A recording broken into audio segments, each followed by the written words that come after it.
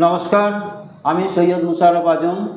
আজ মুক্ত আবহে যে শিক্ষাঙ্গন, সেই শিক্ষাঙ্গনে আমরা আজকে উপস্থিত হয়েছি।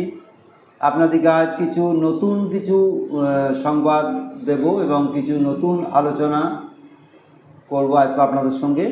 তো আমাদের স্টুডিওতে আজকে উপস্থিত হয়েছেন, এর আগেও আমরা তাকে পেয়েছিলাম, তো আজও আমরা তাকে পেয়েছি এবং খুব আজকালকার দিনে অত্যন্ত প্রাসঙ্গিক হবে তার আলোচনা, কারণ অ্যাথলেটিক্স, খেলাধুলো, এটা একটা শিক্ষার বড় অঙ্গ। নতুন যে শিক্ষানীতি, সেখানে খেলাধুলোকে অত্যন্ত বেশি গুরুত্ব দেওয়া হচ্ছে, এবং সেখানে খেলার ছলে বাচ্চাদিকে পড়াশোনা করা, গানের ছলে পড়াশোনা করা, কবিতার ছলে পড়াশোনা করানো, গল্পের ছলে, নাটকের ছলে, এইগুলো হবে আমাদের চেষ্টা করা হচ্ছে। তো আজকে সেটা খুবই প্রাসঙ্গিক, কারণ খেলাধুলা অত্যন্ত মূল্যবান একটা আমাদের সম্পদ। আগে শরীর ভালো থাকলে সব কিছু আমরা ভালো থাকি, শরীর না ভালো থাকলে মনও ভালো থাকবে না, মানসিকভাবে আমরা বিধ্বস্ত হয়ে পড়বো এবং পড়াশোনাও ছাত্রছাত্রীদের মন কাটবে না। কাজেই সেক্ষেত্রে আমরা পেয়েছি আমাদের অত্যন্ত একজন বিশেষজ্ঞ মানুষ, খেলাধুলার ক্ষেত্রে, অ্যাথলেটিক্সের ক্ষেত্রে। আমাদের বর্ধমানের দিঘির পাড় হাই মাদ্রাসার সম্মানীয় প্রধান শিক্ষক মোহাম্মদ শাহিদুল হামিদ সাহেব, তাকে আমরা স্টুডিওতে স্বাগত জানাচ্ছি। তো তিনি এ ব্যাপারে অত্যন্ত বিশেষজ্ঞ মানুষ। দীর্ঘদিন ধরে তিনি শিক্ষকতা করছেন, শুধু নয়, এই যে খেলাধুলার ব্যাপারে তিনি আন্তর্জাতিক স্তরের একজন রেফারি, এবং পশ্চিমবঙ্গের 6 জন যে রেফারি বিভিন্ন জায়গায় আন্তর্জাতিক স্তরে তারা যোগ দেন, বিভিন্ন প্রতিযোগিতায় রেফারিং করেন, তার মধ্যে তিনি অন্যতম। বর্ধমানের এতদিন ধরে তিনি এককভাবেই আমাদের প্রতিনিধিত্ব করছিলেন রেফারিং ক্ষেত্রে, ইন্টারন্যাশনাল, ন্যাশনাল তো বটেই, এখন আরেকজন আছে, 2 জন প্রতিনিধিত্ব করছেন। তো আমাদের গর্ব তিনি যে এত বড় বড় প্রতিযোগিতায় তাকে আমরা বিদেশের জাতীয় স্তরে, আন্তর্জাতিক স্তরে তাকে দেখতে পাই, এবং ছাত্রছাত্রীরা যথেষ্ট সমৃদ্ধ হচ্ছে তার উপস্থিতিতে। তিনি নিজে একজন ইকোনমিক্স, অর্থনীতির একজন স্নাতকোত্তর, তা সত্ত্বেও তিনি কিন্তু MPH, master of physical education, তিনি কোর্স করেছেন, এবং বিশ্বভারতী থেকে প্রথমটা এবং দ্বিতীয়টা কলকাতা বিশ্ববিদ্যালয় থেকে সগৌরবে তিনি আজকে আমাদের মাঝে এসেছেন। তার কাছে বেশ কিছু আমরা তথ্য, বেশ কিছু পরিসংখ্যান আমরা জানব, আমরা শুনব, আপনারা উপকৃত হবেন, এবং ছাত্রছাত্রীদের উদ্দেশ্যে বলছি, তোমরা যথেষ্ট উপকৃত হবে। তো আমি আপনার কাছে আমার প্রশ্ন, শাহিদুল হামিদ সাহেবের কাছে, যে আপনি এই শিক্ষকতা শুরু করেছিলেন কিভাবে, এবং শিক্ষকতা লাইনে এলেন কেন? অন্য লাইনে যেতে পারতেন। হ্যাঁ, অন্য লাইনে যেতে পারতাম। আমরা যে সময়ে পড়াশোনা করেছি, এখনকার সিনারিওতে যদি বলা যায়, আমরা একটা গোল্ডেন পিরিয়ড পেয়েছিলাম, যে সময়ে রেগুলার, অ্যাকচুয়ালি পড়াশোনা শেষ করার পরেই রেগুলার ওয়েজে চাকরির একটা ব্যবস্থা ছিল, যেটা হচ্ছে SSC, একটা রেগুলার ইন্টারভেলে হতো। আমরা যারা পড়াশোনা করেছি সবাই তখন চেষ্টা করতাম যে বছরে একবার বা 1.5 বছর অন্তর যে পরীক্ষাটা হতো, একবার পরীক্ষায় বসে আমাদের বন্ধুবান্ধব যারা, সহপাঠী যারা ছিল, তারাই অনেকে পেয়েছে, আমিও সেই দলে তখন চেষ্টা করেছিলাম এবং পেয়েও গেছিলাম। তাই অন্যদিকে ভাবার আর চিন্তা ভাবনা করি। ইকোনমিক্স থেকে পেয়েছিলেন? না, আমি প্রথম ফিজিক্যাল এডুকেশনেই পেয়েছিলাম। প্রথম চাকরি 2006 সালে আমার ফিজিক্যাল এডুকেশন থেকেই। দুর্ভাগ্যবশত আমি প্রথম নর্থ বেঙ্গলের দিকে পরীক্ষায় বসে নর্থ বেঙ্গলেই পেয়েছিলাম। সেখান থেকে আমি আবার 2010 সালে আবারও পরীক্ষা দিয়ে এসেছি মারফতে বর্ধমান জেলায় এসেছিলাম। তারপরে অ্যাসিস্ট্যান্ট টিচার থাকার পরে 2021 সালে ডিসেম্বর মাসে হেডমাস্টার হিসাবে আমি দিঘিপাড় হাই মাদ্রাসায় জয়েন করেছি। আচ্ছা। তো মাদ্রাসার শিক্ষা, মাদ্রাসার স্কুল একটা শিক্ষা এবং মাদ্রাসা শিক্ষা একটা, অনেকেই তো অন্য চোখে দেখেন। একদম। কিন্তু আমার তো মনে হয় মাদ্রাসায় সে কোনো অংশে অনুন্নত নয়, সমান, একদম। একইভাবে সমানভাবে দেখা উচিত, এবং এর মানদণ্ডও সমান। কাজেই এই ক্ষেত্রে আপনার কি মনে হয়, কেন এইভাবে একটা বৈমাতৃসুলভ আচরণ করা হয়? অ্যাকচুয়ালি আমার পড়াশোনার দিক থেকে আমি স্কুলেই পড়াশোনা করেছি, কিন্তু চাকরির সুবাদে আমি 2 জায়গায় মানে শিক্ষকতা করেছি। প্রথমে আমি মাদ্রাসায় ছিলাম, পরে বর্ধমান জেলায় প্রথমে এসেছিলাম, তখন স্কুলে এসেছি, এখন আবার হেডমাস্টার হিসেবে মাদ্রাসাতেই ফিরে গেছি। আমার যেটা মূলত মনে হয়েছে যে আমাদের কিছু ভ্রান্ত ধারণা আছে শিক্ষার অভাব। আমরা সেই জায়গা থেকেই আমরা এইটাকে এই বিমাতৃসুলভ আচরণটা আসছে। অ্যাকচুয়ালি মাদ্রাসা টার্মটা একটা আরবি শব্দ, যার আরবি শব্দের মানে হচ্ছে শিক্ষাঙ্গন বা বিদ্যালয়, যেটা বলি আমরা নর্মালভাবে স্কুল, বাংলাতে আমরা বিদ্যালয় এগুলো ব্যবহার করে থাকি, আরবিতে সেই শব্দটা মাদ্রাসা। তো মাদ্রাসা শব্দটার সঙ্গে আমাদের যেটা এখন ধারণা হয়ে আছে অনেকের মধ্যেই, যে মাদ্রাসা মানে মূলত একটা নির্দিষ্ট একটা প্রতিষ্ঠান যেখানে একটা নির্দিষ্ট ল্যাঙ্গুয়েজ বা আরবি ল্যাঙ্গুয়েজটা মূলত পড়া হয় বলেই অনেকের মধ্যে এই ধারণাটা রয়ে গেছে আছে। স্কুল এডুকেশন ডিপার্টমেন্ট যে স্কুলগুলো চালাচ্ছে তার প্যারালালি আমাদের যে মাদ্রাসা এডুকেশনটাকেও সাপোর্ট করেছে আমাদের গভর্নমেন্ট। তো সেই বিদ্যালয় বা সেই মাদ্রাসাগুলো কিন্তু স্কুল এডুকেশন ডিপার্টমেন্টের মতোই একই রকম, একদম তাদের থেকে বরং একটু বেশি লোড আমাদের আছে। নর্মাল স্কুলগুলোতে যা যা বিষয় পড়ানো হয় ক্লাস 1 থেকে ক্লাস 10 পর্যন্ত বা 12 পর্যন্তই বলি না কেন, আমাদের মাদ্রাসাগুলো তো ইসলাম পরিচয় বলে এক্সট্রা একটা সাবজেক্ট চাই। প্রত্যেকটা ক্লাসে আরবিটা কমন, আগে একটা ভাষা শিখলে তো ক্ষতি নেই। স্কুলে যেমন বিষয় আছে সেম বিষয় এখানে আছে, অতিরিক্ত একটা আরবি পড়তে হয়। একই রকম মানদণ্ড, পরীক্ষার ব্যবস্থাও একই রকম, একদম প্যারালালি চলে। আর সঙ্গে আছে থার্ড ল্যাঙ্গুয়েজ, যেটা আমাদের স্কুলগুলোতে একটা থার্ড ল্যাঙ্গুয়েজ পড়া হয়, এখানেও একটা থার্ড ল্যাঙ্গুয়েজের মতো পড়া আছে, সেটা ইসলাম পরিচয়, অতিরিক্ত বিষয় একটা, মানে অর্থাৎ দুটো বিষয় এক্সট্রা পড়তে হয়। যারা মাধ্যমিক পরীক্ষা দিচ্ছে ওয়েস্ট বেঙ্গল স্কুল বোর্ড থেকে, তো সেখানকার সেখানে 700 নম্বরে তারা পরীক্ষা দেয়, এখানে কিন্তু টোটাল পরীক্ষা দিচ্ছে 800 নম্বরে। এবং আরও একটা অ্যাডিশনাল যে বিষয় স্কুল বোর্ডে যেটা রয়েছে, West Bengal board of secondary এডুকেশনের, অ্যাডিশনাল বিষয় একটা পড়তে হয়, কিন্তু মাদ্রাসা বোর্ডের দুটো অ্যাডিশনাল বিষয় পড়তে হয়, আইদার ইসলাম পরিচয় অর আরবিক, এবং ওই physical education, work education, physical culture, physics, chemistry, যেমন যেমন স্কুল বোর্ডে যেমন আছে। আপনাদের 100 তফাৎ, 100 কম্পালসারি, আর এক্সট্রা একটা অতিরিক্ত একটা অ্যাডিশনাল কম্পালসারি একটা আছে, অ্যাডিশনাল কম্পালসারিও একটা রয়েছে। তার মানে দুটো বিষয় আমাদের এই ছেলে মেয়েদেরকে মাদ্রাসায় যারা পড়ছে তাদের অতিরিক্ত পড়তে হচ্ছে। কিন্তু এই যে ইভালুয়েশন প্রসেস সেম, মূল্যায়ন একদম 3টে সেমিস্টারে পরীক্ষা হচ্ছে, সেমিস্টার বলবো না, আমরা এখানে বলবো সামেটিভ ইভালুয়েশন বলবো। এইচপিআরসি নতুন চালু হলে স্কুল এবছর, যে ন্যাশনাল এডুকেশন পলিসি হিসেবে, এটা কিভাবে আপনাদের স্কুলে আপনাদের চালু করেছেন বা ছাত্রছাত্রীদের কাছে কিরকম মনে হচ্ছে? এটা এখন একটু কমপ্লিকেটেড বলে অনেক আমাদের মধ্যে ধারণা রয়েছে। ধারণা বলতে জাস্ট ফার্স্ট টাইম, তো এটা যখন আবার সড়গড় হয়ে যাবে তখন আমাদের কাছে সহজ বলে ধারণার সঙ্গে কি সম্পৃক্ত হতে পারছে না। এই প্রথম আমাদের শিক্ষকদের মধ্যেও পুরো ব্যাপারটা প্রপার যে ট্রেনিং, সেই ট্রেনিংগুলোও কিন্তু হয়ে ওঠে। মানে স্কুলের ক্ষেত্রে হয়েছে, স্কুলের ক্ষেত্রে district level, block level, SI থেকে ওদের একটা ট্রেনিং সবার করা হয়েছে, কিন্তু মাদ্রাসাগুলো সত্যি, মাদ্রাসা বোর্ড অনেকখানি পিছিয়ে। আমাদের কাছে সার্কুলার যখন আমরা দেখি, স্কুলের যে সার্কুলার এসেছিলো 2025 সালের যে ইমপ্লিমেন্ট হবে, মোটামুটি 24 সালের শেষের দিক করে ডিস্ট্রিক্ট বা এআই অফিস থেকে বা এসআই অফিস থেকে একটা মেসেজ কিন্তু স্কুলগুলোকে বারবার করছিল, তাদের সঙ্গে আলোচনা হচ্ছিল, কিন্তু মাদ্রাসা বোর্ড এই ব্যাপারে কোনো সরাসরি আমাদেরকে দেয়নি, এবং আমাদেরও এখানে ইনভলভমেন্ট হওয়ার কোনো জায়গাও ছিল না।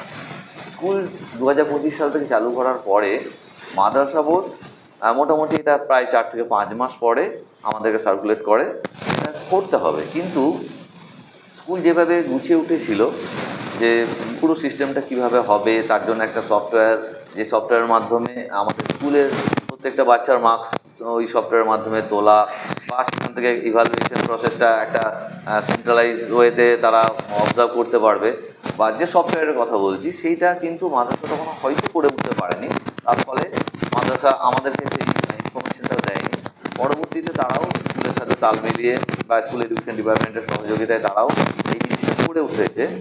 এখন আমাদেরকে ওটার সাথে তাল মেলাতে বলা হয়েছে, কিন্তু দুর্ভাগ্যের বিষয় আমাদের যে স্টাফ রুমের শিক্ষকদেরকে নিয়ে তাদেরকে যে প্রপার ট্রেনিং দেওয়া, তাদের কাছে না পৌঁছাতে পারলে ইমপ্লিমেন্ট তো তারাই করবে ন্যাশনাল লেভেলটা, সেইটা কিন্তু প্রপারলি হলো না। আমাদের স্টেট লেভেল থেকে 2-3টে ট্রেনিংয়ের ব্যবস্থা করা হয়েছিল, যেখানে প্রধান শিক্ষকের সঙ্গে আরেকজন শিক্ষক মশাইকেও ডাকা হয়েছিল এবং ট্রেনিং দিয়েছে, এবং সেই ট্রেনিংটা ফলপ্রসূ বলতে আমাদের কাছেও সেরকম ইম্প্যাক্ট পড়েনি অতটা। শুনেছি, আমরা এখানে অ্যাপ্লাই করার চেষ্টা করছি। আমরাও কিছু জায়গায়, বেশ কিছু জায়গায় একটু কোশ্চেনের মধ্যে রয়েছি, যেটা আমাদের শিক্ষকের কাছে আমরা সেটা এক্সপ্লেন প্রপারলি করতে পারছি না। হয়তো আগামী দিনে আরও ট্রেনিংয়ের ব্যবস্থা হয়তো সরকার করবে। মাদ্রাসা বোর্ডের কাছে আমাদের আশাও রয়েছে যে হয়তো ভালোভাবে সমস্ত শিক্ষকদেরকে নিয়ে সেই ট্রেনিংগুলো হবে। ঘাটতি রয়ে গেছে একটা ঘাটতি রয়েছে শুরুতেই। একটা ইমপ্লিমেন্টেশনের ক্ষেত্রে আমার মনে হয়েছে একজন প্রধান শিক্ষক হিসাবে যে এই জায়গাটা একটা ঘাটতি রয়েছে, যেটা বিগিনিং এটা ঘাটতি। আমরা ইমপ্লিমেন্টেশনটা একটা মানে গ্রান্ড ওয়েতে করতে পারবো না। হয়তো করবো কিছু কিছু মাদ্রাসা যারা হয়তো টেকনিক্যাল বলতে সব তো কম্পিউটারের ব্যাপারে যে সমস্ত মাদ্রাসা একটু এক্সপার্ট কিছু শিক্ষক পেয়েছেন বা তাদের হয়তো কম্পিউটার টিচার রয়েছে, তারা হয়তো ভালোভাবে করবে। কিন্তু সব মাদ্রাসা এখনো সেই ব্যবস্থাটা নেই, হয়তো শিক্ষকের সেই পরিকাঠামোটা নেই। তো ফলে তাদের ক্ষেত্রে একটু ধাক্কা হয়তো খেতে পারে প্রথম দিকে, হয়তো পরের দিকে হয়তো ঠিক হয়ে যাবে। এই কারণেই বললাম যে আমরা হয়তো সরাসরি প্রথমেই হয়তো এত ভালো রেজাল্ট স্কুলের সাথে এনইপিতে করতে পারবো কিনা সেটা আমাদের এটাই রয়েছে। তাছাড়াও আমার যেটা একটা ভালো লেগেছে, HPRC-তে একটা কার্ড করা হয়েছে। ক্লাস 1-এর বাচ্চা থেকে শুরু করে ক্লাস 8 পর্যন্ত বাচ্চার প্রোগ্রেশন একটা মার্কশিটের মধ্যে থাকবে। তার মার্কশিটটা রিফ্লেক্ট হচ্ছে এবং একটা মার্কশিটের মধ্যে পুরো 32 পাতার একটা মার্কশিট, এবং সেটা স্কুল এডুকেশন ডিপার্টমেন্ট ভায়া ডিস্ট্রিক্ট এবং SI এর মারফত প্রত্যেকটা স্কুলে পৌঁছে দিয়েছে। কিন্তু মাদ্রাসার ক্ষেত্রে সেটা এখনও হয়ে ওঠেনি। আমরা এই স্কুলের এই ব্যাপারটাকে আমরা মাদ্রাসা বোর্ডেও জানিয়েছিলাম, জানানোর পরেও মাদ্রাসা বোর্ড এখনও পর্যন্ত সেটা করে উঠতে পারেনি। আশা করি আগামী দিনে হয়তো করবে, কারণ সমস্ত কিছু তো সরকারি গাইডলাইনের সাথে সাথে ফান্ডের ব্যাপার থাকে। হয়তো মাদ্রাসা বোর্ড ফান্ডিং পেলে হয়তো করতে পারবে আগামী দিনে। কিন্তু এটা আমার একটা ভালো লেগেছে যে একটা বাচ্চার একটা মার্কশিট, আমরা মার্কশিট বলতে মূলত ক্লাস 10 বা 12কেই আমরা গুরুত্ব দিয়ে থাকি, কিন্তু ক্লাস 1-এর মার্কশিট আমরা কেউ জানি না, ভুলেই যাই। একটা প্রাইমারি পড়েছি বা 6-7-এর মার্কশিট, 7-এ পড়ছি, 7 থেকে 8-এ যখন উঠলাম সেই পুরোটা হয়তো হারিয়ে ফেলেছি। কিন্তু এইটা একটা জায়গায় একটা কম্পোজিট থাকবে, একটা বাচ্চার গ্র্যাজুয়ালিটি ইমপ্রুভ হচ্ছে, সেইটা কিন্তু এখানে দেখার মতো একটা জায়গা রয়েছে। এবং আমাদের নর্মাল যে চিরাচরিত পঠন পাঠনের বাইরেও কিন্তু কো-কারিকুলার, যেটা আপনি শুরু করলেন প্রথমে, যে খেলাধুলায় হচ্ছে আমাদের একটা জায়গা।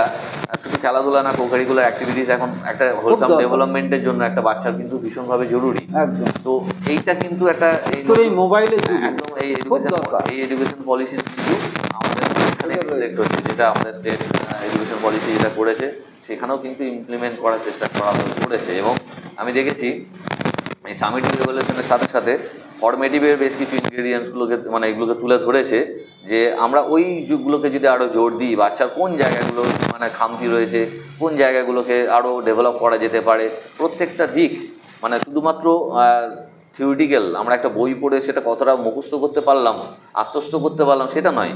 তার ইন্টেলেকচুয়াল থেকে শুরু করে তার ইমোশনাল, তার সমস্ত কিছু একটা হোলসাম ডেভেলপমেন্টের জন্য যেমন দরকার মোটামুটি রিফ্লেক্ট করার চেষ্টা করা হয়েছে, এবং সেটা অনেকটা ভালো। এবং সেইটা আমি যেটা বলতে গেলাম, যে আমার শিক্ষক মশাইদের কাছে যদি এটা ভালো করে তুলে ধরা যেত, তারা হয়তো এই একটা বাচ্চাকে ইভ্যালুয়েটটা ভালোভাবে, অ্যাকচুয়ালি ওনারাই তো বাচ্চাদের সঙ্গে সবসময় থাকেন টাচে, তো বাচ্চাদেরকে অবজারভেশন তারাই ভালো করতে পারবে। কোন জিনিসটা করতে হবে, কোন জিনিসটা দেখতে হবে, সেইটার একটা ট্রেনিং দরকার, আর স্কুলে বা মাদ্রাসা একটা ইনফ্রাস্ট্রাকচার দরকার। এই দুটো যদি সমন্বয় ঘটে তাহলে কিন্তু আরও বেশি ডেভেলপ। ইনফ্রাস্ট্রাকচারের যদি কথা বলি, তাহলে আমি এই ব্যাপারে মাদ্রাসাকে অনেকটা এগিয়ে রাখবো। স্কুলের ইনফ্রাস্ট্রাকচারের থেকে মাদ্রাসার ইনফ্রাস্ট্রাকচার এখন অনেক ডেভেলপড। আপনি বিশ্বাস করবেন না, আমি নিজেও স্কুলে ছিলাম 10 বছরের মতো মাঝখানে, এখন মাদ্রাসায় এসেছি। আমি তো অন্যান্য মাদ্রাসাতেও ট্যালি করছি। মাদ্রাসা বোর্ড অর্থাৎ ডাইরেক্টর অফ মাদ্রাসা এডুকেশন থেকে মাদ্রাসা ডেভেলপমেন্টের জন্য প্রচুর পরিমাণ মানে মাদ্রাসার এই সামগ্রী দিয়ে থাকে। ইভেন মানে কম্পিউটার ল্যাব পর্যন্ত। হয়তো ইউটিলাইজটা কতটা হচ্ছে সেটা তো বললাম, যে আমাদের কতটা রিসোর্স টিচার রয়েছে, ওই ব্যাপারের এক্সপার্ট লোক রয়েছে, তার উপর ডিপেন্ড করে। এখন অনেক মাদ্রাসায় কম্পিউটার ল্যাবে ক্লাস নেওয়া হয়, মানে ডিজিটাল ওয়েতে। আমার মাদ্রাসাতেও কিন্তু মানে 2খানা ওই রকম ধরনের দেওয়া হয়েছে। আমাদের আছে কম্পিউটার ল্যাব রয়েছে, আলাদা ICT টিচার রয়েছে। ইভেন HS লেভেলের আমাদের সায়েন্স পড়ার মতো যে ল্যাবগুলো, সেই উন্নত মানের ল্যাবের ব্যবস্থা করা আছে, যেটা আমি আগের HS স্কুলেও ছিলাম সেখানে এই ব্যবস্থা ছিল না। শুধু আমার না, আশেপাশে বেশ কয়েকটা আমি স্কুলেও দেখিনি। আর যে সমস্ত স্কুলগুলো ডেভেলপ স্কুল, অনেক বাচ্চা পড়াশোনা করে এবং তারা অনেক ডেভেলপ, নামও করছে, রেজাল্ট করছে, তাদের তো একটা ডেভেলপমেন্ট এসেইছে। কিন্তু তার থেকে যে লো গ্রেডের একটু রয়েছে তারা কিন্তু অনেকটা পিছিয়ে রয়েছে, শিক্ষকতার দিক থেকে হোক বা পরিকাঠামোর দিক থেকেও। কিন্তু মাদ্রাসা এই ব্যাপারে কিন্তু অনেকখানি এগিয়ে। কারণ কি?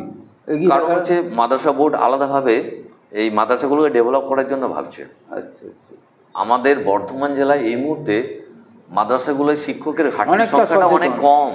শিক্ষক ঘাটতি যেটা এখন এই মুহূর্তে বিভিন্ন স্কুলগুলোর ক্ষেত্রে একটা সমস্যা, কিন্তু মাদ্রাসাগুলো বর্ধমান জেলায় কোথাও বেশি কোথাও কম, স্কুলে কোথাও একদম এক্সট্রা, একদম ছাত্রের তুলনায় রেশিও অনেক বেশি টিচারদের, আবার কোনো জায়গায় অনেক কম। সেটা মূলত টাউন বেস, একদম টাউন বেস, টাউনে সব আসতে চাইছে, আর টাউনে আসতে চাইছে সেই জায়গায় প্রকল্পে সুবিধা জানিয়েছে। কিন্তু মাদ্রাসায় এই শিক্ষকের ঘাটতি সেটা খুবই কম, সেটা নেই। শুধু একটা শিক্ষকের ঘাটতি রয়েছে আমাদের, মূলত মাদ্রাসা যে বিষয়টা এক্সট্রা পড়তে হয় আরবি, তারই শিক্ষকের ঘাটতি। আমার বর্ধমান জেলায় প্রায় 34টা হাই মাদ্রাসা রয়েছে, আরও সিনিয়র মাদ্রাসা রয়েছে প্রায় গোটা 4।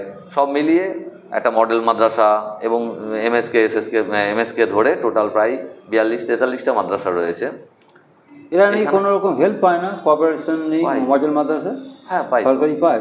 সরকারিভাবে শিক্ষক এখনো পর্যন্ত সেভাবে হয়তো হয়নি। শুনলাম সেদিন কয়েকটা মিটিং ছিল, কয়েকটি শিক্ষক তাদের রয়েছে সরকারি, ওদের তো পিএসসির মাধ্যমে নিয়োগ। হ্যাঁ, ওদের সবই অস্থায়ী নাকি, ম্যাক্সিমাম অস্থায়ী। ওই মডেল মাদ্রাসা একমাত্র পিএসসি দ্বারা উচিত, হয়তো আগামী দিনে ওইটাও ওভারকাম করে যাবে যেহেতু মডেল মাদ্রাসা। তো এই মাদ্রাসাগুলোতে আমাদের এই ডেভেলপমেন্টটা রয়েছে। শুধু একটাই ঘাটতি, এই 34টা হাই মাদ্রাসার মধ্যে আপনি প্রায় 25 থেকে 30টা মাদ্রাসা পাবেন যেখানে আরবি টিচার নেই।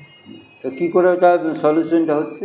এই সলিউশন এখন আমাদের মধ্যেই যে সমস্ত শিক্ষক মশাইরা রয়েছেন তাদেরকেই রিকোয়েস্ট করে, এবং তাদের মধ্যে কি বেশ কিছু আগ্রহী শিক্ষক তারাই পড়াচ্ছেন। কিছু কিছু মাদ্রাসা তাদের নিজস্ব ফান্ডিং যাদের আছে তারা একজন আরবি শিক্ষককে নিয়োগ করেছেন কন্ট্রাকচুয়াল হিসেবে নিজের ফান্ড থেকে। আমিও যেমন আমার মাদ্রাসা থেকে একজনকে করাচ্ছিলাম, গত এসএসসি পরীক্ষায় সে একটা চান্স পেয়ে অন্য জায়গায় ট্রান্সফার নিয়ে চলে গেল। আমরা আবার চেষ্টা করব অন্য কোনো ছেলে আবার নেওয়ার জন্য, চেষ্টায় আছি, এখনও পাইনি। লোকালি আমাদের যেহেতু বর্ধমান ইউনিভার্সিটিতে আরবি পড়ার মতো সেই ব্যবস্থা এখনও হয়নি, তার ফলে এই লোকালি আমাদের যে ছেলেরা এই লেভেলে পড়াশোনা করবে, আরবি নিয়ে পড়াশোনা করবে, সেইটা এখন সেরকম নেই। তার ফলে আমাদের এই লোকালি ছেলে অ্যারেঞ্জ করাটা একটু সমস্যার মধ্যে পড়ছি। হয়তো গভর্নমেন্ট আগামী দিনে এই রিসেন্টলি বিভিন্ন বিষয়ের মাদ্রাসা রেজাল্ট বার করতে শুরু করেছে মাদ্রাসা সার্ভিস কমিশনের মাধ্যমে, আরবিরও হয়তো বেরোবে, হয়তো সুরা খাওয়া কিছুটা আমাদের হবে আর কি। তো এই ব্যাপার আমাদের যেটা বললেন আপনি যে মাদ্রাসাকে নাক ছিটকানোর ব্যাপারটা, মূলত আমাদের এই একটু নলেজের চেতনার অভাব। তবে বেশ কিছু এলাকা রয়েছে পশ্চিমবাংলার মধ্যে, আপনি যদি দেখেন দুটো মাদ্রাসার খবর আপনাকে আমি দিতে পারি। একটা বর্ধমান জেলারই রয়েছে আমাদের ওরগ্রাম হাই মাদ্রাসা, মজার একটা বলা যায়। দ্বিতীয় আর একটা যদি বলি সেটা পুরুলিয়ার হুড়া থানা এমএ একাডেমি যেটা রয়েছে। এই দুটো মাদ্রাসাতে আমার নন মুসলিম সবচেয়ে বেশি।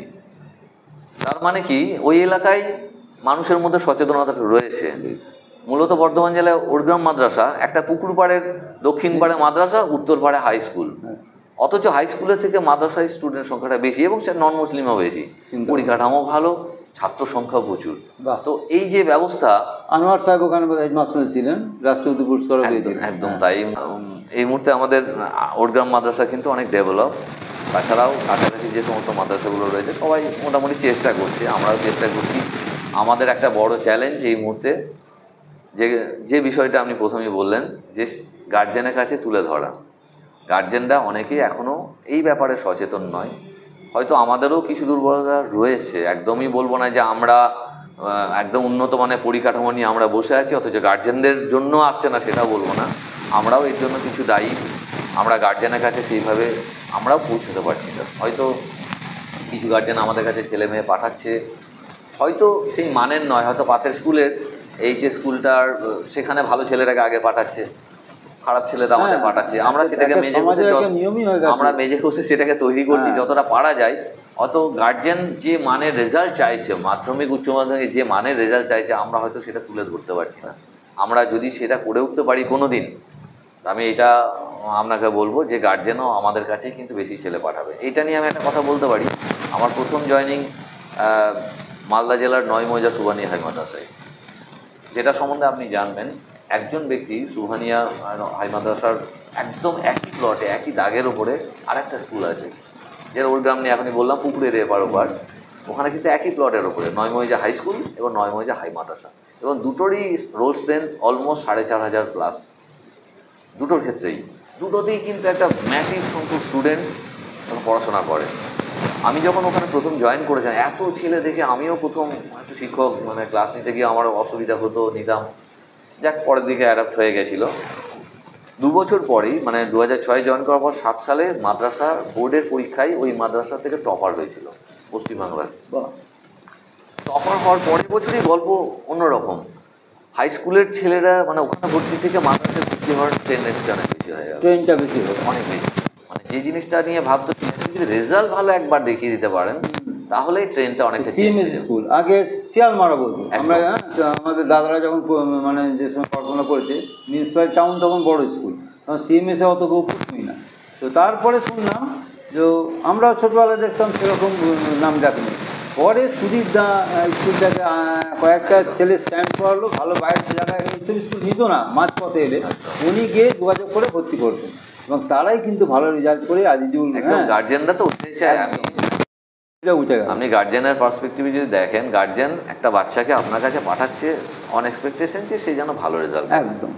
আমরা যদি সেই মানটাকে দিতে পারি তাহলেই গার্জেনটা সবাই আসবে। তা আমি শুধুমাত্র বললাম যে পরিকাঠামো নিয়ে বসে থাকবো, আমার পরিকাঠামো বেটার, আমি এই প্রচার করব, সেটা তো হবে না। আমাদেরকেও আরও ডেভেলপ করতে হবে। হয়তো এই মুহূর্তে ওরগ্রাম মাদ্রাসা সেটা করে উঠতে পেরেছে, বর্ধমান হাই মাদ্রাসা করে উঠতে পেরেছে, ফুলগড়িয়া হাই মাদ্রাসা হয়তো করছে। আমরাও যদি এটা করতে পারি, পাঁচপাড়াও করছে, পাঁচপাড়া ভালো রেজাল্ট করেছে এবছর। পশ্চিমবাংলা আমাদের বোর্ডের রেজাল্টে বর্ধমান জেলারও কয়েকটা মাদ্রাসা ভালো রেজাল্ট করেছে, যেমন খণ্ডঘোষের একটা মাদ্রাসা। হ্যাঁ, তো এইগুলো ওনারা কিন্তু আগামী দিনে গার্জেনরা ওনাদের ফেভার হবেন। আমরাও চেষ্টা করব যদি এরকম ধরনের আমরা রেজাল্ট একটু দেখাতে পারি, গার্জেনরা যেটা চায় সেটা দিতে পারলেও আমরা আশা করব ছেলে বাড়বে। তবে এই করোনার পর থেকে যে ট্রেন্ডটা চলছে, রেজাল্ট মানে ছেলেদের স্কুল ছুট হওয়ার প্রবণতা, ছাত্র সংখ্যা কমে যাওয়া, এই ট্রেন্ডটা বন্ধ না হওয়া পর্যন্ত এখনো চলছে। আগামী দিনে যে কি শিক্ষার ব্যাপারে কি ভয়াবহ দিন আসছে আমরা এখনো টিকে করতে পারছি না। ট্রেন্ড নিম্নমুখী স্কুল যাওয়ার ক্ষেত্রে সব জায়গায়। স্কুলে এই জিনিসটা প্রবণতাটা বাড়ছে। আমি একটা কলেজে পড়াই, তো সেখানেও দেখছি সেই প্রবণতা। অনার্সের মানে 50% সিট ফাঁকা থাকে। আমরা এই অবস্থা করোনার পরবর্তী সময়ে কোনো সাবজেক্টে ভর্তি হচ্ছে না। করোনা পরবর্তী সময়ে বাচ্চাদেরকে শুধু অ্যাট্রাক্ট করার জন্য আমরা বিভিন্ন খেলাধুলার আয়োজন করেছিলাম ক্লাসের মধ্যেই, যে 5 মিনিট ক্লাস করাবো, তারপরে ছেলেদের খেলার মাঠে নামাবো, ছেলেরা খেলবে। দেখেছিলাম একটু যে ছেলেমেয়েরা একটু খেলার প্রতি আগ্রহ আছে তারা কামাই করতো না স্কুল। আর যে ছেলেমেয়েগুলো খেলাও দেখবেন, সবাই তো আর খেলোয়াড় হতে পারে না বা খেলার প্রতি মানসিকতা, যেমন পড়ার ক্ষেত্রেও হয়, সবাই পড়াশোনায় ভালো হয় না, কিছু ছেলে ব্যাক বেঞ্চার্স থেকে যায়। এই খেলার মাঠেও কিছু থাকে, যারা এই খেলা সুলভ আচরণ যাদের আছে তারা কিন্তু রেগুলারাইজ হয়েছে এবং তারা এখনও স্কুল আসে। আর এখনকার আগের দিনে একটা ধারণা ছিল যে বাবা মারা বলতো পড়াশোনা কর, খেলাধুলা করলে পড়াশোনা ভালো হবে না। এখন কিন্তু উল্টো, দেখবেন ক্লাসের মধ্যে আমি দেখি ক্লাসের মধ্যে যে সমস্ত ভালো ছেলেরাই তারা খেলাধুলাতেও ভালো, পড়াশোনাতেও ভালো, সবেতেই ভালো। এই ট্রেনটা অনেকটা চেঞ্জও হয়েছে। তো তাদের কাছে আমরা যদি ফারুক ইঞ্জিনিয়ার, আমরা যদি সবগুলো তাদেরকে যদি দিতে পারি তাহলে আমার মনে হয় আরও ভালো হবে। তবে খেলার ব্যাপারটাই, যেহেতু খেলার সঙ্গে আমি যুক্ত, স্কুলের সঙ্গে যুক্ত, স্কুলের খেলাধুলা ডেভেলপটা তখনই ভালো হবে। সমস্ত স্কুলের কিন্তু এখনও পর্যন্ত সেই খেলার মাঠের পরিকাঠামোটা নেই। আমাদের যেমন বিদ্যালয় বলতে একটা পড়াশোনার জন্য যে পরিকাঠামো, একটা building, room, chair bench, chalk duster, blackboard, সঙ্গে এখন স্মার্ট ক্লাসও যদি বলি, সেটা হচ্ছে পড়াশোনার দিক থেকে হলো। কিন্তু খেলার জন্য খেলার মাঠটা কিন্তু সবচেয়ে আগে দরকার মাঠ। এই মাঠটা কিন্তু সমস্ত স্কুলে নেই। তো তার ফলে ওই অন্যের মাঠে গিয়ে স্পোর্টস করে স্কুল। অনেক ক্ষেত্রে টাউনে তো আমরা দেখতেই পাই যে একটা ছোট্ট জায়গার মধ্যে হয়তো করেছে কোনো একটা জায়গায় টাউনের ক্ষেত্রে তাও একটা সুবিধা আছে যে টাউনে অনেকগুলো ইনস্টিটিউশন রয়েছে যেগুলো খেলার কোচিং করানো হয়। এই যে কোচিং ক্যাম্পগুলো, এগুলো কিন্তু টাউনের ক্ষেত্রে, গ্রামের ক্ষেত্রে সেগুলো নেই। গ্রামের ক্ষেত্রে উন্মুক্ত মাঠ আছে, দৌড়াচ্ছে, একটা বা দুটো মাঠ আছে, কিন্তু স্কুল আছে 4-5টা। ভাগে হয়তো কোনো একটা স্কুলের ভাগে পড়লো সেটা, বাকিদের ক্ষেত্রে নেই। তো ফলে যে স্কুলের সঙ্গে সংযুক্ত মাঠ সেই স্কুলে হয়তো এখন খেলার টিচারই নেই, এমনও হয়েছে, আছেও এখন, যে হয়তো পরিকাঠামো রয়েছে শিক্ষক নেই, আবার শিক্ষক আছে পরিকাঠামো নেই। ফলে এই যে ব্যাহত ব্যাপারটা রয়েছে এখন এই মুহূর্তে ডেভেলপমেন্টটা কিছুটা স্তমিত হয়েছে গ্রামের দিকে। আবার কিছু কিছু ছেলে মেয়ে আছে আপনাদের স্টুডেন্ট কীরকম স্কুলের স্টুডেন্ট? 300+। 300+, খুব একটা খারাপ নয়, কিন্তু সেই অনুপাতে টিচার সেই অনুপাতে আছে এখন সাফিসিয়েন্ট আপনাদের পরিমাণে। খেলাধুলার পরিবেশ বা সাফল্য কীরকম? খেলাধুলার সাফল্য বলতে আমার এই মুহূর্তে খেলার মাঠের যদি কথা বলি, স্কুলের ভিতরে একটা ছোট জায়গা রয়েছে, তার বাইরে এবং সেখানটাতে একটা সর্বাধিক আমি ভলিবল খেলার মাঠ করতে পারি এবং সেখানে আমি একটা ভলিবল খেলার মাঠ করি। এই ভলিবল খেলার মাঠে আমি আমার বাচ্চাদেরকে নিয়ে ভলিবল খেলাবার আয়োজন করেছি, নিজেও খেলি, বাচ্চাদেরও খেলে, আমার একজন ফিজিশিয়ান টিচারও আছে এবং আমার শিক্ষক মশাই ভীষণ আগ্রহী এই ব্যাপারে, তারাও খেলেন। এবং বাচ্চাদেরকে এনকারেজ করার জন্য আমি শিক্ষক মশাইদেরকেও মাঠে জোর করে নামাই, প্রায় বলি, ওনারাও আগ্রহ আছেন বলে ওনারা নামেন। আমি জয়েন করার পরেই আমি গোল সিজনে যেহেতু চাকরি করছি, গোল সিজনে একটা শিক্ষকদের খেলার আয়োজন করেছিলাম 2022 সাল থেকে সেটা চলছে, মানে লাস্ট 2 বছর হয়েছে, 23 এবং 24, 25 সালেও হয়তো হবে। লাস্ট 2 বছর আমাদের ভলিবলে আমাদের মাদ্রাসা শুধু শিক্ষক মশাইদের এবং এক্সক্লুসিভলি শিক্ষক মশাইরা এই খেলা অংশগ্রহণ। এটাও একটা বাচ্চাদের কাছে একটা বার্তা দিতে চেয়েছি যে শিক্ষকরা এই বয়সে যদি মাঠে নামতে পারে, তারা এই বয়সে যদি খেলতে পারে, তোমরা কেন পারবে না? তোমরা কেন মোবাইলের দিকে আসক্তি বা অন্যদিকে তোমরা কেন যাবে? মূলত এইটাকে রেখে আমাদের গলসি ব্লকের সমস্ত স্কুল অংশগ্রহণ করছে। গত বছর প্রায় 14টা স্কুল মাদ্রাসা অংশগ্রহণ করেছিল ভলিবল খেলায়। এই বার্তাটা গোটা রাজ্যে যদি ছড়িয়ে দেওয়া যায় বলে তো খুব ভালো করা যায়। এবং এই ভলিবলের পাশাপাশি শিক্ষকদের অনেকের আগ্রহ দেখে আমরা আবার ক্রিকেটও আয়োজন করেছি, শিক্ষকদের মধ্যে ক্রিকেট খেলার আয়োজন, সেটাও 2 বছরের চলে হয়েছে, এবছর 3rd ইয়ার পড়বে। গত বছর আমরা সেটাতে আমাদের মাদ্রাসার রানার্স আপ হয়েছিল, কেশবকোনা চ্যাম্পিয়ন হয়েছিল। প্রথম বছর চ্যাম্পিয়ন হয়েছিল Mithapur high school, Keshabkona runners up হয়েছিল। গত বছর কেশবকোনা চ্যাম্পিয়ন, আমরা রানার্স আপ হয়েছি। আগামী বছর কী হবে জানি না। মাদ্রাসার যে স্পোর্টস আর স্কুল স্পোর্টস, এটা কি তফাৎ কিছু আছে? না, তফাৎ সবই স্কুল এডুকেশন হয় না, স্কুল এডুকেশন ডিপার্টমেন্টের আওতায়। স্কুল এডুকেশন ডিপার্টমেন্টের আওতায় মূলত SGFI, school game federation of India, এর আন্ডারে আমাদের সমস্ত খেলাধুলাগুলো, সমস্ত স্টেট অ্যাসোসিয়েশন রয়েছে, স্টেটের যে সমস্ত স্কুল এডুকেশন ডিপার্টমেন্ট রয়েছে, তারা SGFI আন্ডারে ন্যাশনাল লেভেল ছেলেদেরকে খেলাতে পারে। স্টেটের ক্ষেত্রে বলা আছে যে যত ইনস্টিটিউশন আছে, সে either West Bengal board of secondary education, West Bengal board of Madrasah education, CBSE, ICSE, সমস্ত কিছু এই স্কুল এডুকেশন ডিপার্টমেন্টে আওতায় আসে। তো SGFI খেলার জন্য এরা সবাই এলিজেবল, কিন্তু কোনো এক প্রচার প্রসারের অভাবে আমাদের মাদ্রাসা ছেলেমেয়েরা খুব কম জায়গাতে এই স্কুল এডুকেশন খেলা বা SGFIয়ের যে খেলা, সেই খেলায় অংশগ্রহণ কম করে না তা নয়, খেলছে। ইদানিং আরও বেড়েছে একটু আমাদের বর্ধমান জেলায়, অন্যান্য জেলায় হয়তো করছি, কিন্তু আমাদের জেলায় সেইভাবে কিন্তু সেই সাড়াটা নাই। আমাদের এই SGFI খেলার বাইরে ডাইরেক্টর অফ মাদ্রাসা এডুকেশন আমাদের বাচ্চাদের জন্য আলাদা করে রাজ্য পর্যায় পর্যন্ত, মানে স্টেট লেভেল পর্যন্ত একটা খেলা আয়োজন করেছে, শুধুমাত্র বাংলার আমাদের মাদ্রাসা ছাত্রছাত্রীদের জন্য। তারা বছরে একবার করে এদের জন্য আলাদা করে একটা খেলার আয়োজন করে এবং এই বছর সেটা 16তম বছর, অর্থাৎ 2008-09 সাল থেকে শুরু করেছিল। এখন সেটা প্রতি বছরই করোনার সময় অফ বাদ দিয়ে বাকি রেগুলার যেটা হয়েছে এবং ডিএমির আন্ডারে এটা আমাদের কিন্তু হয়ে আসছে। বর্ধমান জেলার ছেলেমেয়েরা অংশগ্রহণ করছে জেলা পর্যায়ে থেকে রাজ্য পর্যায়ে। কিছু কিছু আছে মালদা, মুর্শিদাবাদ, যেখানে প্রচুর সংখ্যক মাদ্রাসার সংখ্যা থাকার জন্য তাদের আবার সাব ডিভিশন পর্যায়েও খেলা হয়, অর্থাৎ ডাউন মানে জেলার নিচের লেভেলেও তাদের খেলা করে জেলা পর্যায়ে হয়। আমাদের যেহেতু 34+ সামথিং 42-43টা মাদ্রাসা রয়েছে, তাই আমাদের একসাথে একই দিনে আমাদের। এখন তো হাই মাদ্রাসা আমাদের মানে বর্ধমান, পূর্ব বর্ধমান জেলায় 34 এবং পশ্চিম বর্ধমান একটাও নেই। না, হাই মাদ্রাসা না, ওখানে MSK আছে। হ্যাঁ, MSK আছে, কিন্তু হাই মাদ্রাসা নেই। এটা কী কারণ? একটা জেলা একটাও নেই, এটা আলাদা ভাগ হলো। আগে একসঙ্গে আমরা জানতাম, হ্যাঁ, এটা তো ভাগ হয়নি, সে 34ই রয়ে গেল। কিভাবে তৈরি হবে? ওখানে কিন্তু উর্দু শিক্ষার বেশি আছে। এটা আমার মনে হয় পশ্চিম বর্ধমান থেকে সরকারের কাছে আপিল করা উচিত আরো ডেভেলপ করার জন্য। উর্দু ভাষাভাষী আছে অনেক, ওখানে মুসলিম কমিউনিটি দিয়েও আছে বেশি। একদম ওখানে আমার মনে হয় পশ্চিম বর্ধমান থেকে সরকারের সঙ্গে যোগাযোগ করে এই ব্যাপারে ডেভেলপ করলে আরো ওখানেও হয়তো কয়টা তৈরি হবে, গভর্নমেন্ট হয়তো আগামী দিনে তাকাবে দিকে। এই খেলাধুলার ব্যাপারটা আমাদের মাদ্রাসার ছেলেরা যারা মাদ্রাসায় পড়াশোনা করে তারা স্কুলের খেলার সাথে সাথেও মাদ্রাসায় আরেকটা খেলার এবং সেখান থেকে রাজ্য পর্যায়ে অংশগ্রহণ করার সুযোগ কিন্তু পায়। যেটা বললাম যে মাদ্রাসা ছেলেদের বার্ডেন হচ্ছে, অতিরিক্ত বিষয় পড়তে হচ্ছে, আবার সঙ্গে খেলাধুলাটা অ্যাডিশনাল একটা খেলাও পেয়ে যাচ্ছে। আচ্ছা, আবার স্কুলের ছেলেরা শুধু SGFI খেলার বাদ দিয়ে বা স্কুল এডুকেশন ডিপার্টমেন্টে খেলার বাদ দিয়েও ওপেন যে খেলাগুলো হয়, সে ওপেন DSএর আন্ডারে যেগুলো হচ্ছে বা আমাদের স্টেট লেভেল অ্যাসোসিয়েশন, অ্যাথলেটিক অ্যাসোসিয়েশনের আন্ডারে যে খেলাগুলো হচ্ছে সেই খেলাগুলো কিন্তু সরাসরি অংশগ্রহণ করতে পারে। কিন্তু সেইগুলো আমাদের স্কুলের কাছে খবর খুব কম যায়। যখন আমাদের DSএর আন্ডারে যে খেলাগুলো হয় বাচ্চাদেরকে যে বিভিন্ন ক্লাব স্তরে নিয়ে আসার জন্য, তো সেই ক্ষেত্রে আমাদের অনেকটা কমিউনিকেশন গ্যাপ থাকার জন্য ওই স্কুলের ভালো ছেলেরা সেই জায়গায় কিন্তু আসতে পারছে না। কিছু কিছু আসছে, ভালো রেজাল্টও করছে। আমাদের এই জুনিয়র গেমস যেটা হয়ে গেল ভুবনেশ্বরে গত সপ্তাহে, জুনিয়র ন্যাশনাল 8 থেকে 15 তারিখ পর্যন্ত আমাদের ভুবনেশ্বরে হলো। সেখানে পশ্চিম বর্ধমানে একটা ছেলে জ্যাভলিন থ্রোতে কিন্তু আমাদের সেকেন্ড হলো, কিডস জ্যাভলিন থ্রোতে। জ্যাভলিন থ্রো এখন একটা প্রচার, কিডস জ্যাভলিনটার নতুন টার্ম, এটা কিন্তু আগে ছিল না।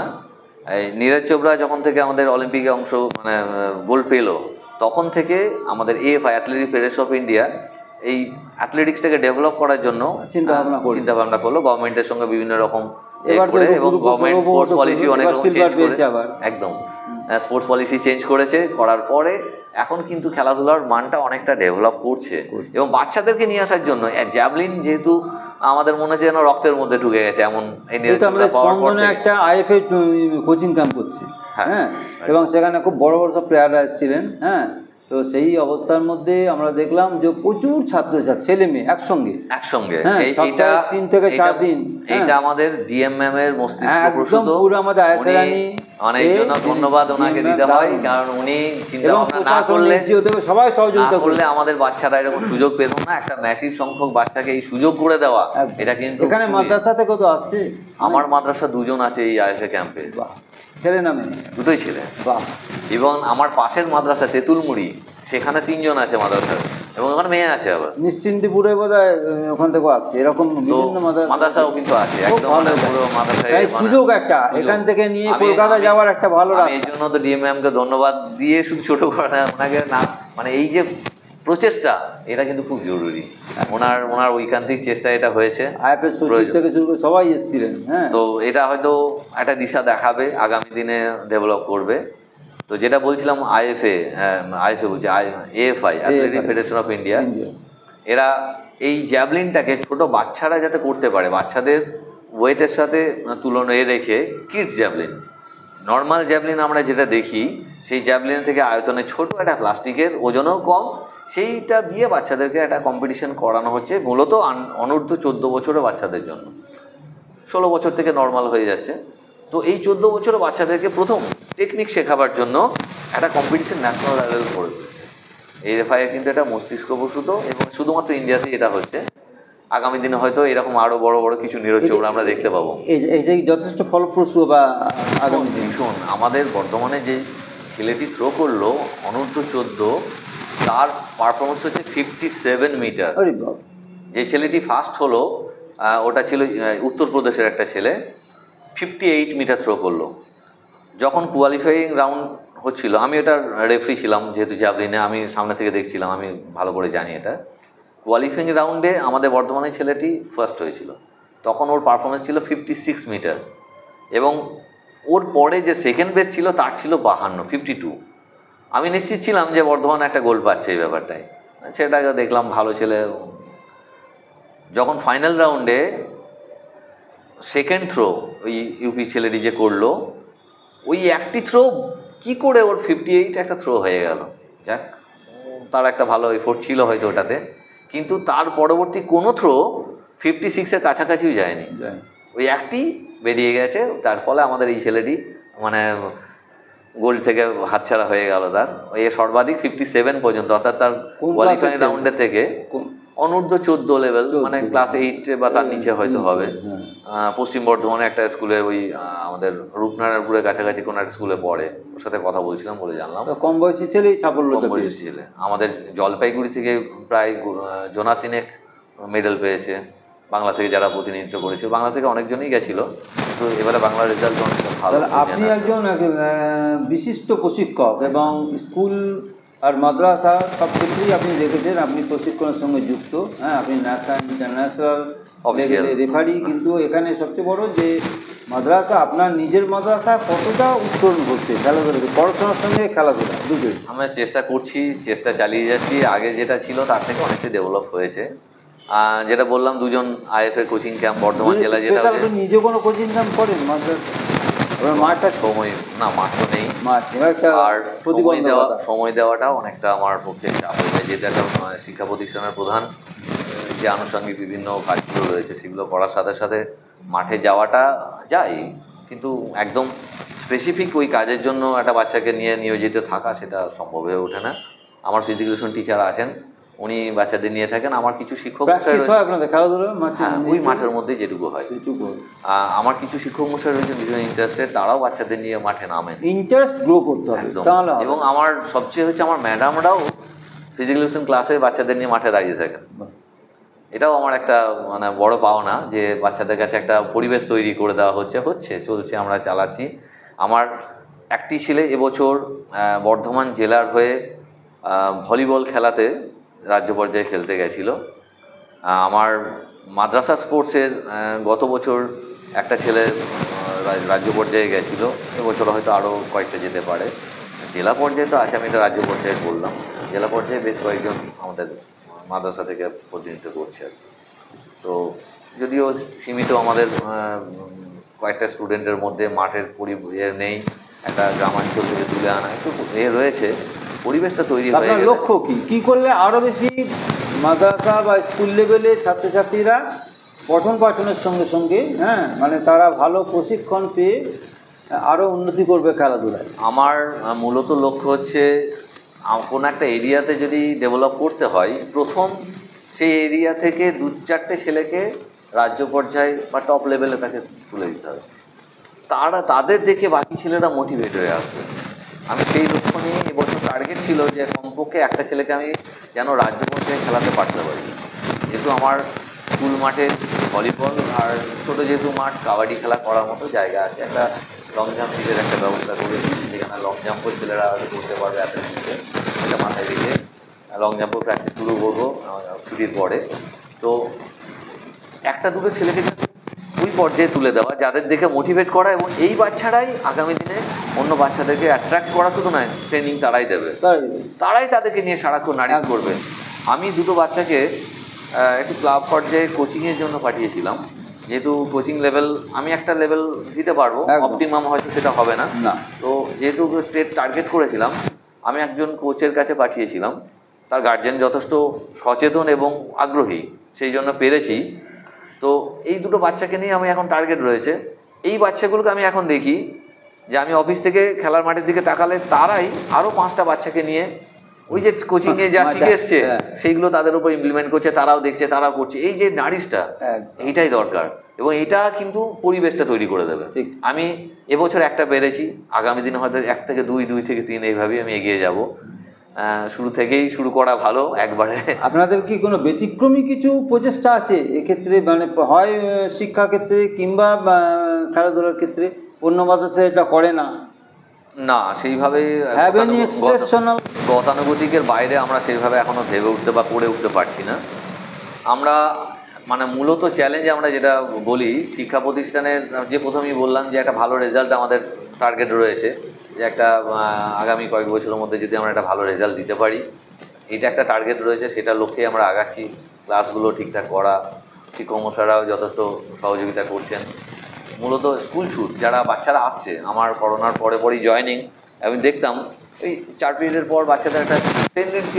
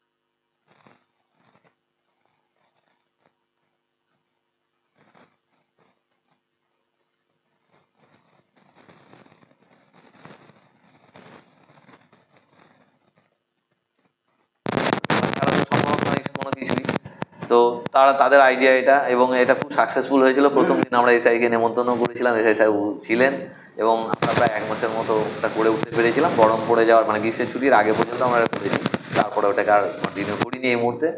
তো চেষ্টা করছি যে কোনো কিছু করে ছেলেদেরকে ধরে রাখা, শিক্ষার মানটা যাতে তাদেরকে একটু তুলে ধরতে পারি।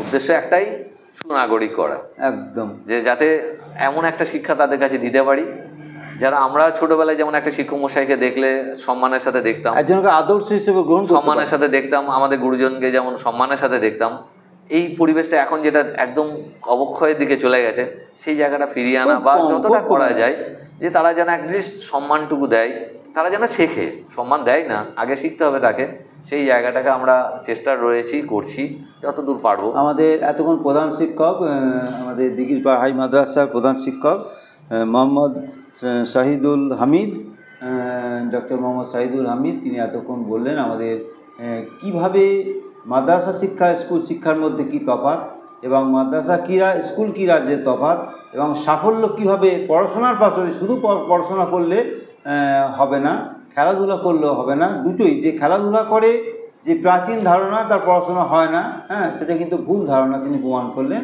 হ্যাঁ, তো খেলাধুলা করলে পড়াশোনাও খুব ভালো হবে, এবং এক্ষেত্রে তিনি বিভিন্ন উদাহরণও দিয়েছেন, এবং সবচেয়ে শেষে যেটা বললেন যে ভালো মানুষ হওয়া, হ্যাঁ, ভালো মানুষ হবে একজন, হ্যাঁ, এবং নৈতিক চরিত্র তার উন্নত হবে, সে সার্বিকভাবে, হ্যাঁ, খেলাধুলার সঙ্গে যুক্ত থাকলে এবং পড়াশোনার সঙ্গে সঙ্গে এই দুটো একসঙ্গে পড়াশোনা খেলাধুলা করবে।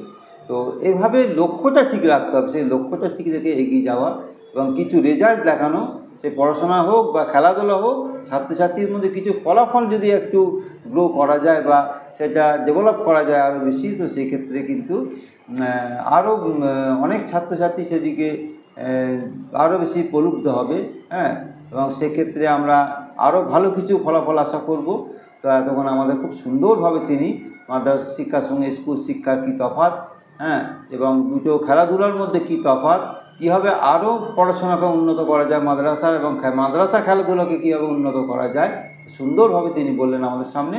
আমরা ধন্যবাদ দিদাকে, আমাদের এতক্ষণ ছিলেন আমি সৈয়দ মোশাররফ আজম এবং মোহাম্মদ শাহিদুল হামিদ, আমরা আলোচনা করলাম। তো তিনি আমাদের অত্যন্ত মূল্যবান কিছু উপদেশ দিলেন, ছাত্রছাত্রীরা অত্যন্ত সমৃদ্ধ হবে।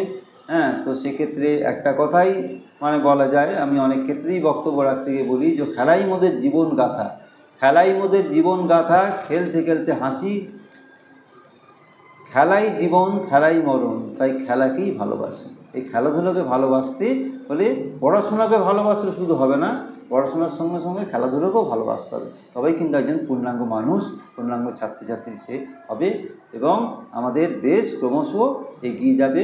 হ্যাঁ, আমরা আরও বেশি উন্নতির শিখরে আরোহণ করব, ভারত আবার জগৎ সবাই শ্রেষ্ঠ আসন হবে, এই আশা ব্যক্ত করে আজকের মতো শেষ করছি। আগামী দিনে তাকে আবার পাবো। আপনাদেরকে প্রত্যেককে নমস্কার, ধন্যবাদ জানাচ্ছি। ভালো থাকবেন, শুভরাত্রি।